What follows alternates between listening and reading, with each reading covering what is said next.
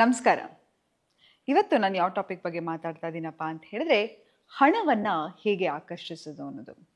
ನೋಡಿ, ಪ್ರತಿಯೊಂದು ಎಮೋಷನಿಗೆ ಅದರದ್ದೇ ಆದ ಒಂದು ಸ್ಪೆಕ್ಟ್ರಮ್ ಇರುತ್ತೆ. ಆ ಎಮೋಷನಲ್ಲಿ ಮನಿ ಆಗಿರಬಹುದು ಅಥವಾ ಲವ್ ಆಗಿರಬಹುದು, ಅದು ಹೈಯೆಸ್ಟ್ ಫ್ರೀಕ್ವೆನ್ಸಿಯಲ್ಲಿ ಇರುತ್ತೆ. ಮನಿ ಹೇಗೆ ಅಟ್ರಾಕ್ಟ್ ಮಾಡೋದು, ಹಣವನ್ನು ಹೇಗೆ ಆಕರ್ಷಿಸೋದು? ನೀವು ನೋಡಿರ್ತೀರಾ, ಶ್ರೀಮಂತರೇ ಇನ್ನೂ ಶ್ರೀಮಂತರಾಗ್ತಾ ಹೋಗ್ತಿರ್ತಾರೆ. ಕೆಲವರು ಮನಸ್ಸಲ್ಲಿ ಏನು ಅಂದ್ಕೊಂಡಿರ್ತಾರೋ ಅದೆಲ್ಲವನ್ನು ಸಾಧನೆ ಮಾಡುವಂಥ ಶಕ್ತಿ ಇರುತ್ತೆ. ಅವ್ರಿಗೆ ಮಾಡೋಕ್ಕಾಗೋದು ನನಗೆ ಯಾಕೆ ಮಾಡೋಕ್ಕಾಗ್ತಿಲ್ಲ ಅಂತ ಹೇಳಿದ್ರೆ, ಇವತ್ತು ನಾನು ಅದರ ಟ್ರಿಕ್ಸು ಮತ್ತು ಹೇಗೆ ಮ್ಯಾನಿಫೆಸ್ಟೇಷನ್ ಮಾಡೋದು ಅನ್ನೋದ್ರ ಬಗ್ಗೆ ನಿಮ್ಗೆ ಹೇಳ್ಕೊಡ್ತಾ ಹೋಗ್ತೀನಿ. ಮೊದಲನೇದಾಗಿ ನೋಡಿ, ಮನಿ ಅನ್ನೋದು ಒಂದು ಎನರ್ಜಿ. ನೋಡಿ, ಯಾವ ವ್ಯಕ್ತಿ ತುಂಬಾ ಆ್ಯಕ್ಟಿವ್ ಆಗಿರ್ತಾನೆ, ಚಟುವಟಿಕೆಯಲ್ಲಿರ್ತಾನೆ. ಎಕ್ಸಾಂಪಲ್, ಯಾವುದೋ ಒಂದು ಮಾರ್ವಾಡಿ ಅಂಗಡಿಗೆ ಹೋಗ್ಬಿಟ್ಟು ನೋಡಿ, ಅವ್ರು ಎಷ್ಟು ಆ್ಯಕ್ಟಿವ್ ಆಗಿರ್ತಾರೆ, ಅವರಿಗೆ ಹಣ ಈಸಿಯಾಗಿ ಫ್ಲೋ ಆಗ್ತಾ ಇರುತ್ತೆ. ಅವರ ಮನಸ್ಸು ಹೇಗಿರುತ್ತೆ ಅಂತ ಹೇಳಿದ್ರೆ, ಮುಂದೆ ಏನು ಮಾಡಲಿ, ಇನ್ನೊಂದೇನು ಬಿಸ್ನೆಸ್ ಮಾಡಲಿ, ಮತ್ತೊಂದು ಬಿಸ್ನೆಸ್ ಮಾಡಲಿ ಅನ್ನೋದ್ರ ಬಗ್ಗೆ ಸದಾ ತಲೆ ಓಡ್ತಾ ಇರುತ್ತೆ. ಯಾರು ಸೋಂಬೇರಿಗಳಾಗಿರ್ತಾರೆ, ನಿರ್ಲಕ್ಷ್ಯದಿಂದ ಇರ್ತಾರೆ, ಅವರಿಗೆ ಹಣ ಬರಲ್ಲ. ಲಕ್ಷ್ಮಿ ಭಾಳ ಚಂಚಲೆ ಅಂತೆ. ಅದಕ್ಕಾಗಿ ನಾವು ಯಾವಾಗಲೂ ಅಷ್ಟೇ, ನಾವು ಹಣವನ್ನು ಸಂಪಾದನೆ ಮಾಡಬೇಕು ಅಂತ ಹೇಳಿದ್ರೆ ಮೊದಲನೇದಾಗಿ ಆ್ಯಕ್ಟಿವ್ ಆಗಿರಬೇಕು. ಬರೀ ನಾವು ನೋಡಿ, ಯಾವತ್ತೂ ಹೇಳ್ತೀನಿ, ಆಹಾರಂ ತತ್ ತ್ವಂ ಅಸಿ ಅಂತ. ನಾವು ಏನನ್ನು ತಿಂತೀವೋ ಅದನ್ನು ನಾವು ಆಗ್ತಾ ಹೋಗ್ತೀವಿ. ಈಗ ಎಕ್ಸಾಂಪಲ್, ಬೆಳಗ್ಗೆ ಎದ್ದ ತಕ್ಷಣ ನಾನು ಪೂರಿ ಸಾಗು ಹೆವಿ ಫುಡ್ಡನ್ನು ತಿಂದುಬಿಟ್ರೆ ಬೆಳಗ್ಗೆ ಎದ್ದಳಕ್ಕೆ ನನಗೆ ಚೈತನ್ಯ ಇರಲ್ಲ, ಶಕ್ತಿ ಇರಲ್ಲ.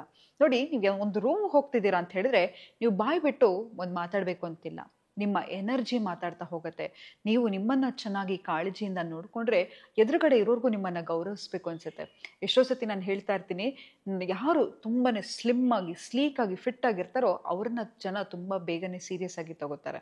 ನಮ್ಮ ದೇಹನೇ ಒಂದು 5 ಸ್ಟಾರ್ ಹೋಟ್ಲ್ ಥರ ನಾವು ಇಟ್ಕೋಬೇಕು. ನಮ್ಮನ್ನು ನೋಡ್ತಿದ್ದ ಹಾಗೇನೆ ನಮ್ಮ ಮೇಲೆ ಒಂದು ಗೌರವ ಬರಬೇಕು.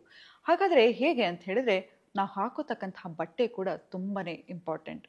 ನೋಡಿ, ಎಷ್ಟೋ ಸತಿ when you dress up well, ಯಾಕಂತ ಹೇಳಿದ್ರೆ ನಾವು ಯಾವಾಗ ಚೆನ್ನಾಗಿರೋ ಬಟ್ಟೆ ಹಾಕ್ತೀವಿ, ನಮ್ಮ ಮೇಲೆ ನಮಗೆ ಒಂದು ಒಳ್ಳೆ ಭಾವನೆ ಬರ್ತಾ ಹೋಗುತ್ತೆ. ಕನ್ನಡಿ ಮುಂದೆ ಹೋಗಿ ನಿಂತ್ಕೋತೀರಾ, ನಿಂತ್ಕೊಂಡ ತಕ್ಷಣ ನಿಮ್ಗೆ ನೀವು ಹೇಳ್ಕೊತೀರಾ, ಇವತ್ತು ಎಷ್ಟು ಚೆನ್ನಾಗಿ ಕಾಣಿಸ್ತಾ ಇದೆಯಾ, ಎಷ್ಟು ಚೆನ್ನಾಗಿರೋ ಬಟ್ಟೆ ಹಾಕ್ಕೊಂಡಿದ್ಯಾ, ಎಷ್ಟು ಚೆನ್ನಾಗಿ ಮೇಕಪ್ ಮಾಡ್ಕೊಂಡಿದ್ಯಾ, ಅಥವಾ ಏನೇ ಒಂದು ಸಿಂಪಲ್ ಆಗಿ ಒಂದು ತಲೆ ಬಾಚ್ಕೊಂಡ್ರು ಕೂಡ ನಮಗೆ ನಮ್ಮ ಮೇಲೆ ಒಂದು ಕಾನ್ಫಿಡೆನ್ಸ್ ಬರ್ತಾ ಹೋಗುತ್ತೆ. ನೋಡಿ, ಕಾನ್ಫಿಡೆನ್ಸ್ ಅನ್ನೋದು ದಿನನಿತ್ಯದ ಕೆಲಸ. ಒಂದು ದಿನ ನಾನು ಕಾನ್ಫಿಡೆಂಟ್ ಆಗಿರಬೇಕು ಅಂತ ಹೇಳಿದ ತಕ್ಷಣ ಕಾನ್ಫಿಡೆನ್ಸ್ ಬರಲ್ಲ.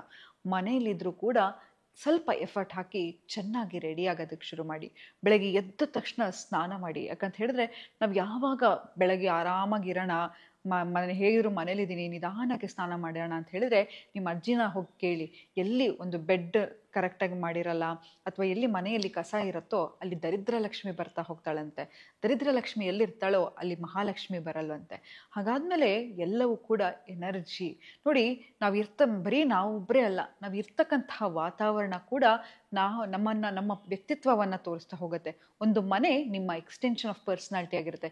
ಯಾರ ಮನೆ ನೋಡಿ, ಸೋಫಾದ ಮೇಲೆ ಬಟ್ಟೆ ಇಟ್ಟಿರೋದು, ರಿಮೋಟ್ ಎಲ್ಲೆಲ್ಲೋ ಇರೋದು, ಪೆನ್ನು, ಬುಕ್ಕು, ಅದು ಇದು ಎಲ್ಲವೂ ಆ ಮನೆ ಹೇಗಿರುತ್ತೋ ಅವ್ರ ಮನ್ಸು ಆಗಿರತ್ತಂತೆ. ಒಬ್ಬ ವ್ಯಕ್ತಿಯ ವ್ಯಕ್ತಿತ್ವವನ್ನು ನೀವು ತಿಳಿಬೇಕಾದ್ರೆ ಆತನ ಕಬೋರ್ಡನ್ನು ನೋಡಿ, ಆತನ ಬಾತ್ರೂಮನ್ನು ನೋಡಿ. ಯಾಕಂತ ಹೇಳಿದ್ರೆ, ಎಲ್ಲಿ ನೋಡಿ, ಈಗ ಎಕ್ಸಾಂಪಲು, ನೀವೊಂದು ಸಂಬಂಧಕ್ಕೆ ಹೋಗಬೇಕು ಅಂತ ತಿಳ್ಕೊಳ್ಳಿ, ಆಯಿತಾ? ಹೋಗಿ ಆ ವ್ಯಕ್ತಿಯ ಕಬೋರ್ಡನ್ನು ನೋಡಿ. ಯಾಕಂತ ಹೇಳಿದ್ರೆ, ಆತ ಕಷ್ಟಪಟ್ಟು ಅಥವಾ ಆಕೆ ಕಷ್ಟಪಟ್ಟು ದುಡ್ದಿರ್ತಕ್ಕಂಥ ದುಡ್ಡಲ್ಲಿ ತೊಗೊಂಡಿರ್ತಕ್ಕಂಥ ಬಟ್ಟೆಯನ್ನೇ ಆಕೆ ವ್ಯಾಲ್ಯೂ ಮಾಡ್ತಾ ಇಲ್ಲ ಅಥವಾ ಆತ ವ್ಯಾಲ್ಯೂ ಮಾಡ್ತಾ ಇಲ್ಲ ಅಂತ ಹೇಳಿದ್ರೆ, ಅವರು ಹಾಗೆ ಒಂದು ಸಂಬಂಧವನ್ನು ಕೂಡ ವ್ಯಾಲ್ಯೂ ಮಾಡಲ್ವಂತೆ. ಹಾಗಾಗಿ ಮೋಸ್ಟ್ ಇಂಪಾರ್ಟೆಂಟ್ ಏನಪ್ಪ ಅಂತ ಹೇಳಿದ್ರೆ, ನಾವು ಇರ್ತಕ್ಕಂತಹ ಜಾಗ ಆಗಿರ್ಬೋದು, ಕಬೋರ್ಡ್ ಆಗಿರ್ಬೋದು. ನೋಡಿ, ನಾನೀಗ ನಿಮ್ಗೊಂದು ಪ್ರೀತಿಯಿಂದ ಒಂದು ಗಿಫ್ಟನ್ನು ಕೊಡ್ತೀನಿ. ಆ ಗಿಫ್ಟನ್ನು ನೀವು ಚೆನ್ನಾಗಿಟ್ಕೊಂಡು ಅಥವಾ ಅದನ್ನು ಪದೇ ಪದೇ ಹಾಕ್ಕೊಂಡು, ನೋಡು ಸೌಜನ್ಯ, ನೀನು ಕೊಟ್ಟಿದ್ದನ್ನು ನಾನು ಹಾಕ್ಕೊಂಡಿದ್ದೀನಿ ಅಂತ ಹೇಳಿದ್ರೆ ನಂಗೆ ಖುಷಿಯಾಗಿ ಮತ್ತೆ ನಾನು ಎಲ್ಲೋ ಒಂದು ಕಡೆ ಟ್ರಾವೆಲ್ ಮಾಡುವಾಗ ನಿಮ್ಮನ್ನ ನೆನಪಾಗಿ ನಾನು ಮತ್ತೆ ನಿಮ್ಗೆ ಏನಾದ್ರು ಗಿಫ್ಟ್ ಕೊಡಬೇಕು ಅಂತ ಅನ್ಸುತ್ತೆ. ಹಾಗೆ ಭಗವಂತ ನಿಮಗೆ ಫಸ್ಟ್ ಗಿಫ್ಟ್ ಕೊಟ್ಟಿರೋದು ಏನು ಗೊತ್ತಾ? Healthy body. ಆಮೇಲೆ ಏನನ್ನಾದರೂ ಆಗಿರ್ಬೋದು, ನಮ್ಮ ಹತ್ರ 2 ಬಟ್ಟೆ ಇರಲಿ, ಅದನ್ನು ನಾವು ಅಚ್ಚುಕಟ್ಟಾಗಿ ಐರನ್ ಮಾಡಿ ಒಗೆದು ನೀಟಾಗಿ ಹಾಕಿದಾಗ ನಾವು ಇನ್ನು ಯೂನಿವರ್ಸಿಗೆ ಏನು ಸೈನ್ ಕೊಡ್ತಾ ಇದ್ದೀವಪ್ಪ ಅಂತ ಹೇಳಿದ್ರೆ, ಹೌದು, ನೀನು ಕೊಟ್ಟಿರ್ತಕ್ಕಂಥದ್ದು ಎಲ್ಲವನ್ನು ನಾನು ನೀಟಾಗಿ ಇಟ್ಕೊಂಡಿದ್ದೀನಿ, ನಂಗೆ ಇನ್ನೂ ಕೊಡು ಅಂತ. ಹಾಗಾಗಿ ಮೊದಲನೇದಾಗಿ ಎಲ್ಲವನ್ನು, ನಿಮ್ಮ ಹತ್ರ ಏನೇ ವಸ್ತು ಇರಲಿ, ಆಯಿತಾ, ನಮ್ಮ ಹತ್ರ ಎಷ್ಟೇ ಚಿಕ್ಕ ಮನೆ ಇರಲಿ, ಎಷ್ಟೇ ಸಣ್ಣ ಗಾಡಿ ಇರಲಿ, ಎಷ್ಟೇ ಬಟ್ಟೆ ಇರಲಿ, ಅದೆಲ್ಲವನ್ನು ಅಚ್ಚುಕಟ್ಟಾಗಿ ಇಡಲಿಕ್ಕೆ ಶುರು ಮಾಡೋಣ. ನಮ್ಮ ಹತ್ರ ಏನಿದ್ರೂ ಕೂಡ ಅದನ್ನು ವ್ಯಾಲ್ಯೂ ಮಾಡ್ತಾ ಹೋಗೋಣ. ನಮ್ಮ ಹತ್ರ 2 ಪೇರ್ ಚಪ್ಪಲಿ ಇದ್ರೂ ಕೂಡ ಆ ಚಪ್ಪಲಿಯನ್ನು ನೀಟಾಗಿಡೋಣ. ಒಂದೇ ಜೊತೆ ಬ್ಯಾಗ್ ಇದ್ರೂ ಕೂಡ ಅದನ್ನು ನೀಟಾಗಿ ಇಟ್ಕೊಳ್ಳಿಕ್ಕೆ ಶುರು ಮಾಡೋಣ. ಮತ್ತು ಇನ್ನೊಂದೇನಪ್ಪ ಅಂತ ಹೇಳಿದ್ರೆ, ಸ್ಮೆಲ್ ಗುಡ್. ನೋಡಿ, ಮೊದಲನೇದಾಗಿ ಮನುಷ್ಯನಲ್ಲಿ ಈಗ ನೋಡಿದ್ದೀರಾ, ಯಾವುದೇ ಒಂದು ಪ್ರಾಣಿ ಇನ್ನೊಂದು ಪ್ರಾಣಿಯನ್ನು ಮೀಟ್ ಮಾಡಿದ್ರೆ ಏನು ಮಾಡುತ್ತೆ?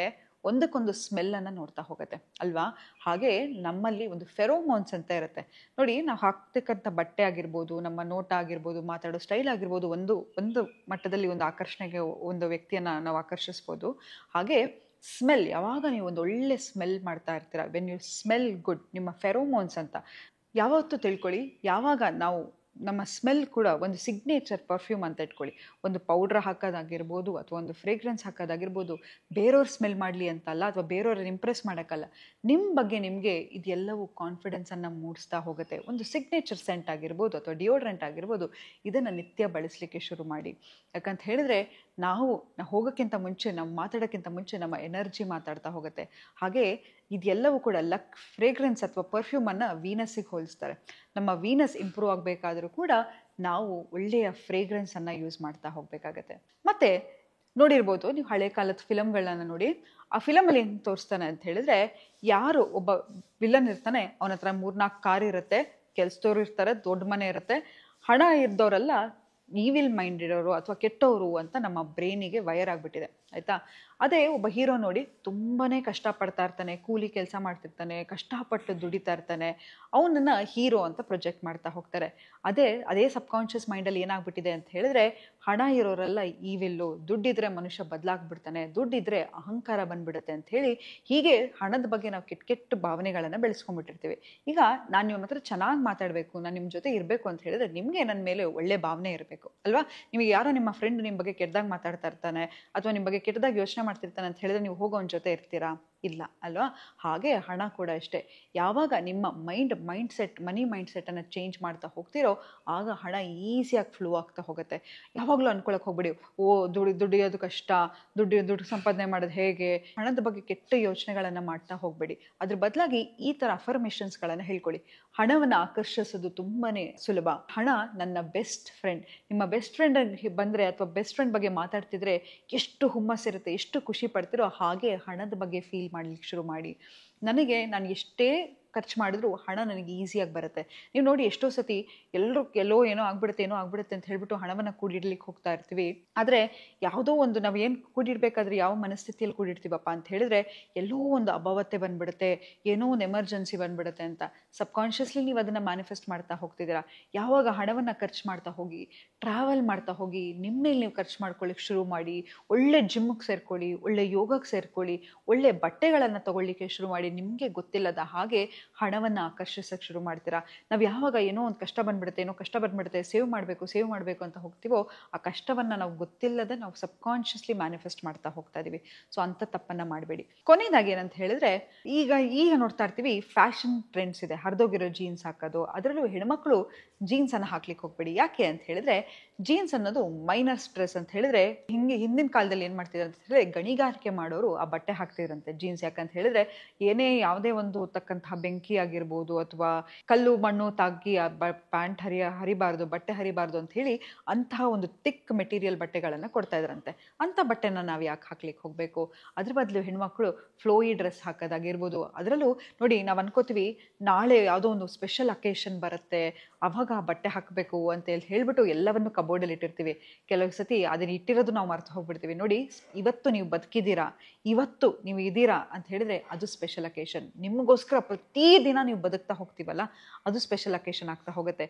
ನಾಳೆ ಅನ್ನೋದು ಸುಳ್ಳು ಕಣ್ರಿ. ಯಾರು ನಾಳೆ ನೋಡಿದ್ದಾರೆ ಹೇಳಿ ಅಲ್ವಾ? ಈಗಲೇ ನೀವೇ ನೋಡ್ತಾ ಇದ್ದೀರಾ, ಪ್ರಪಂಚ ಇವತ್ತಿದ್ದ ಹಾಗೆ ನಾಳೆ ಇರ್ತಾ ಇಲ್ಲ. ಹಾಗಾಗಿ ಇವತ್ತು ಸ್ಪೆಷಲ್ ಅಕೇಶನ್ ಇದೆ, ಯಾವುದನ್ನು ನಾಳೆಗೋಸ್ಕರ ಎತ್ತಿಡ್ಲಿಕ್ಕೆ ಹೋಗಬೇಡಿ. ಕೊನೆಗೆ ಅದು ನಮಗೆ ಸಿಗತ್ತೋ ಬೇರೆಯವ್ರಿಗೆ ಸಿಗತ್ತೋ ಗೊತ್ತಿಲ್ಲ. ಹಾಗಾಗಿ ಒಳ್ಳೆ ಬಟ್ಟೆಗಳನ್ನು ಹಾಕೋಕ್ಕೆ ಶುರು ಮಾಡಿ, ಒಳ್ಳೆ ಆ ಜಾಗಕ್ಕೆ ಹೋಗೋಕ್ಕೆ ಶುರು ಮಾಡಿ. ಇದೆಲ್ಲವನ್ನು ನೀವು ಏನಾಗಿರ್ತೀರೋ ಅದನ್ನು ಅಟ್ರ್ಯಾಕ್ಟ್ ಮಾಡ್ತಾ ಹೋಗ್ತೀರಾ. ಒಳ್ಳೆ ಬಟ್ಟೆಗಳನ್ನು ಹಾಕ್ತಾ ಹೋಗ್ತೀರಾ, ಹಣದ ಬಗ್ಗೆ ಒಳ್ಳೆ ಭಾವನೆಗಳನ್ನು ಬೆಳೆಸ್ಕೊತಾ ಹೋಗ್ತೀರಾ, ಹಣ ನಿಮ್ಮನ್ನು ಹುಡ್ಕೊಂಡು ಬರುತ್ತೆ. ಹಾಗೆ ಬೆಳಗ್ಗೆ ಮತ್ತು ರಾತ್ರಿ ಹಣದ ಅಫರ್ಮೇಷನ್ಸ್ಗಳನ್ನು ಹೇಳ್ಕೊತಾ ಹೋಗಿ. ಇನ್ನು ಮಲ್ಗೋಕ್ಕಿಂತ ಮುಂಚೆ ಅಥವಾ ಎದ್ದ ತಕ್ಷಣ ನಿಮ್ಮ ಸುಪ್ತ ಮನಸ್ಸು ತುಂಬಾ ಆ್ಯಕ್ಟಿವ್ ಆಗಿರುತ್ತೆ. ಮನಿ ನನ್ನ ಫ್ರೆಂಡು, ಮನಿ ನನಗೆ ಈಸಿಯಾಗಿ ಫ್ಲೋ ಆಗುತ್ತೆ, ನಾನು ಹೆಚ್ಚು ಹಣವನ್ನು ಸಂಪಾದನೆ ಮಾಡ್ತಾ ಇದ್ದೀನಿ, ನಾನು ಎಷ್ಟು ಖರ್ಚು ಮಾಡ್ತೀನೋ ಅದರ 10ರಷ್ಟು ಹಣವನ್ನು ಸಂಪಾದನೆ ಮಾಡ್ತಾ ಇದ್ದೀನಿ. ಹೀಗೆ ನಿಮಗೆ ಹೇಗೆ ಟೈಲರ್ಡ್ ಅಫರ್ಮೇಷನ್ಸನ್ನು ಮಾಡ್ಕೋತಾ ಹೋಗಿ. ಇದೆಲ್ಲವನ್ನು ಮಾಡ್ತಾ ಹೋದರೆ ಹಣವನ್ನು ಈಸಿಯಾಗಿ ಆಕರ್ಷಿಸ್ತಾ ಹೋಗ್ಬೋದು. ಮೋಸ್ಟ್ ಇಂಪಾರ್ಟೆಂಟ್ ಅಂತ ಏನು ಹೇಳಿದ್ರೆ, ಚೆನ್ನಾಗಿ ರೆಡಿ ಆಗೋದಾಗಿರ್ಬೋದು, ನಿಮ್ಮ ಕಬೋರ್ಡ್ ಆಗಿರ್ಬೋದು, ನಿಮ್ಮ ಬಾತ್ರೂಮ್ ಆಗಿರ್ಬೋದು, ನಿಮ್ಮ ಕಿಚನ್ ಆಗಿರ್ಬೋದು, ಮನೆಯನ್ನು ಎಷ್ಟು ಅಚ್ಚುಕಟ್ಟಾಗಿ ಇಡ್ತೀರೋ ಲಕ್ಷ್ಮಿ ತಾನಾಗಿ ತಾನು ಒಲಿದು ಬರ್ತಾಳೆ ಅಂತ ಹೇಳ್ತಾ ಇವತ್ತಿನ ಸಂಚಿಕೆಯನ್ನು ನಾನು ಮುಕ್ತಾಯಗೊಳಿಸಿದ್ದೀನಿ. ಧನ್ಯವಾದಗಳು.